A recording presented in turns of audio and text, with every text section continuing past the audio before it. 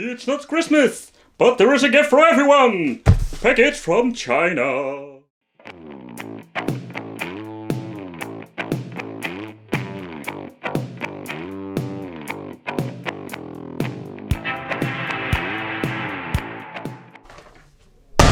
Welcome to the Wicked Gamer and Collector. Welcome back to a new video. Welcome back, people! And today we are going to talk about the RetroMax. It's for my friends from China. It comes with 181 games. So, alright. It comes with the game console, AV out cable and charging cable. And again, built-in games. So, this needs to be the Nemesis of the FC Pocket. The FC 168 and 1. Very curious. What are we going to get and how does this thing play? Because there's something special. Yes. SD function, people. The system itself, we're going to take a closer look later. It comes with a micro USB. There's a micro USB. So this is just for charging. We're having this basic manual. Alright. 3-inch. No built-in games. Game card is free, gift only. Yeah. There's no power supply, so you need to buy it separately. Make sure the game card put in the game slot. L and R button not working in some games. So we're having back buttons, but they doesn't work. This is going to be interesting, people. Alright, let's take a close look at the RetroMax. So let's do a quick overview. We're having a D-pad, reset button, 4 buttons, so I'm guessing our 8-bit game, so normal and turbo. And we're having start and select at the bottom. At the right bottom we are finding this mono speaker. So they put the quality sticker over the jack plug. Why the hell do you do that? Nevertheless, at the bottom we're finding a micro USB for charging. At the left side we are finding the on and off switch. At the right side we're finding the volume control. At the top there is just nothing. The wavy out. At the back we are finding 2 buttons that are basically, so far I know, not working. Why do we have back buttons? At the back we are finding the BL5C battery. This is just a basic Nokia battery. So if you need a replacement, it's just very easy to find and cheap to buy. A very common battery. Alright, let's power it on. Let's see what we're going to get. We're having a depressing song again. We're never going to learn. So, it's a little bit of a mixed list. We're having Kirby Adventure. Alright, the first one's a very nice one. Mario Bros. 3, Turtles, Double Dragon, Jackie Chan, Mario Missing. So, there are a lot of familiar games, like I think you can find them on a lot of these portable 8-bit systems, a lot of hack games. There's more like a mix of homebrew, crappy games, some good games. So, and it's no alphabetic order, so it's one big mess.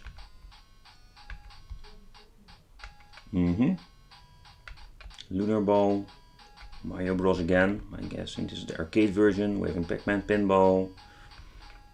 So this is the list. It's not one of the best lists, so yeah, let's play some games. Let's check out how are they working. Alright, so this is the hacked version of Kirby. Yeah. I'm going to crack up the volume.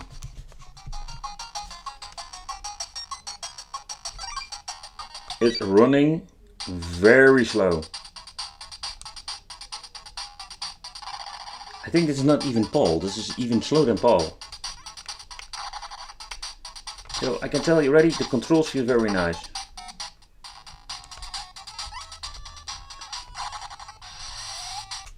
And no, there's no save function. Oh, and even the hack version. Whoa, that sounded pretty weird.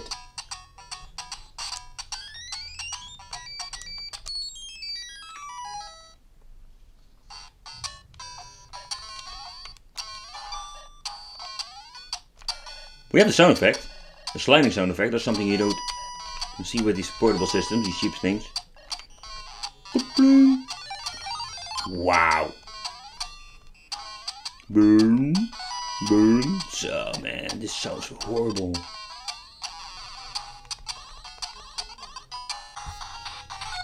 and they all run pretty damn slow. They all have the same problem. Back button doesn't work, like a lot of these systems or games.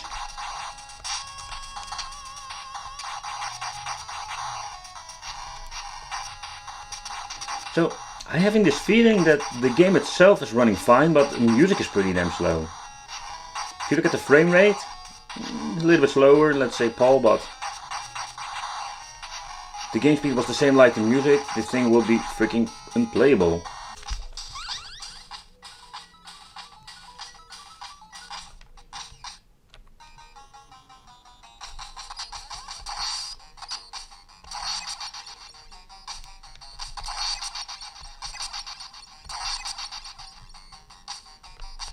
It's a really big shame, and do you know why? Because the D-pad is very nice.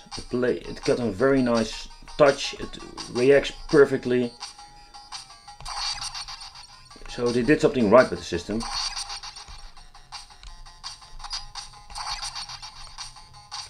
Welcome back. Ow.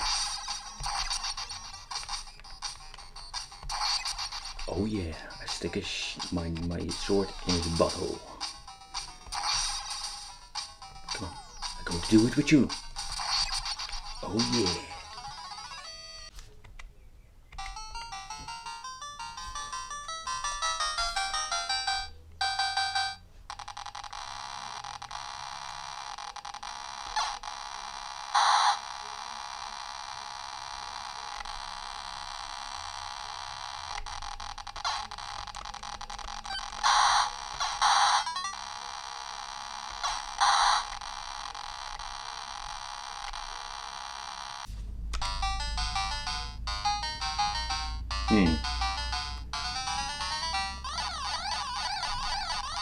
So if you're trying this game, you can already notice that the D-pad is very responsive.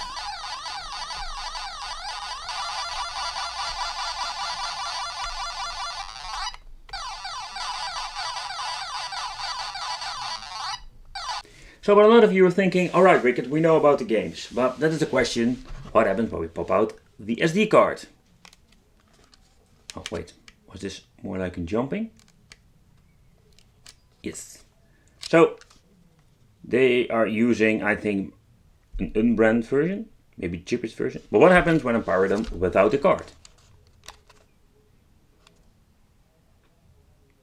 Seriously, nothing happens. So this means not the games are only on it, but the firmware itself. This is something that I'm thinking, this can be a problem. So for example, there is a way your cards are getting corrupt. Maybe for powering on and off, I really don't know why it even should be getting corrupt. Then you're going to have a big problem. Alright, let's take it in my PC and let's see what happens. So alright, I enter the CF card in my card reader. Card reader goes in my USB and nothing happened. So for the final conclusion about the RetroMax. So I am very disappointed. I was thinking, yes, we finally have an 8-bit system where we can add our own games. And we're having these back buttons, so maybe I was hoping for more that it has, let's say, an GBA emulator, so we can play our games on the go. It's got a very nice screen, it's got a nice grip, it's got a very nice D-pads, and overall, that is not the problem. The problem is the emulation of the games, the support, the SD. It's a big bummer, yes. So people, this is what you're going to get. So if you have any questions, leave it in the comments. I want to thank you for watching. Don't forget to subscribe to the channel for more awesome wicked content. And hit the little bell. And if you're into gaming, check out the gaming channel. See you next time. Bye bye.